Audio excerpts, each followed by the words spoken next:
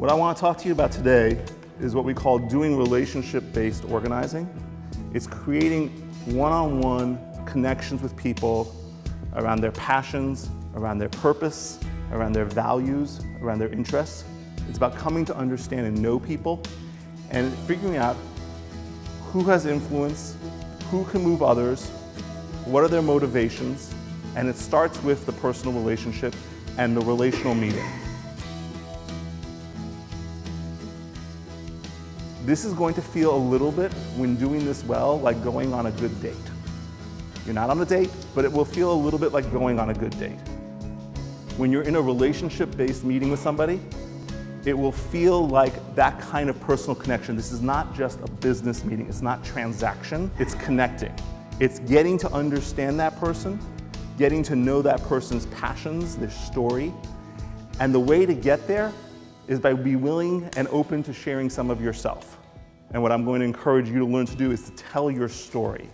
Not just a bio. This is a give and take. It's building a connection with somebody, so it's not ask a question and wait 10 minutes. It is you have to give to get.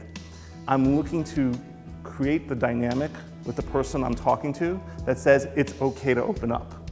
It's okay to share something about yourself. And sometimes it will take 2 or 3 different, interactions to start to create that tone. It's an uncomfortable place. And what I'm encouraging you to do is to be comfortable with that discomfort about sharing of yourself and inviting somebody else to share something with you.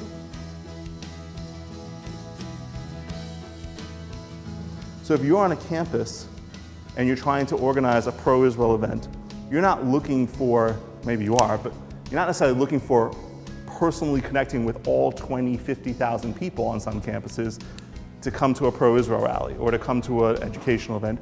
You're looking for the right people who are hubs in their networks, who sit at the center of social networks, and because they go to a club, other people go. Because they take a class, other people take a class. Because they go to a movie, other people will go to that same movie. That's who I'm looking for. Now, there are 2 things I need to know about to figure out who those 20 people are. 1, I need to know who other people listen to, who other people are motivated by, and I need to know what motivates them. So I'm looking in these conversations for, first of all, who do other people reference? If I talk to 100 people and 7 people say, you should talk to so-and-so, everybody listens to her. She's the one I need. Not those 7 people, not the people I talk to. I need her to get those 7 people. And then in this conversation, in this relationship I'm going to try to build with her, I'm looking to understand what's going to motivate her. Is it she's really interested in a certain kind of speaker? She really wants to understand a certain topic. She really is interested in the after party. Is she really interested in just meeting people? Is she looking for credits for a class? There are so many possibilities. I need to understand her. What's that going to do then? It's going to change my plan for that program. I'm going to design a program that meets her needs. I'm going to design a program that addresses what she's curious about. And then she's going to get her 7 friends. So if I don't connect with somebody, I can say, thank you very much, appreciate your time, and I can walk away. Because I don't need everybody. I need those people who I can connect with, who I can understand their purpose, I can understand their motives, and I can develop a strategy that connects with that. What you're looking for is common interest, and the common interest may or may not be Israel, right? And the common interest of the leader that you're connecting with may or may not be Israel. So you're not going to get the common interest without being curious about what motivates them, what are their passions, and what are their interests. Also, don't make assumptions. Go into this with a total blank slate. Go into one of these meetings with a total non-assumption, because for all you know, what somebody's really interested in is building up credentials on their resume so that when they apply to law school. I mean, you have to not assume what motivates somebody, and we have to assume that different leaders within those communities have different motivations. And the key there is, you may find different leaders with different motivations, and you're looking for the leader who their motivations and passions overlap with where you are and can inform what you do.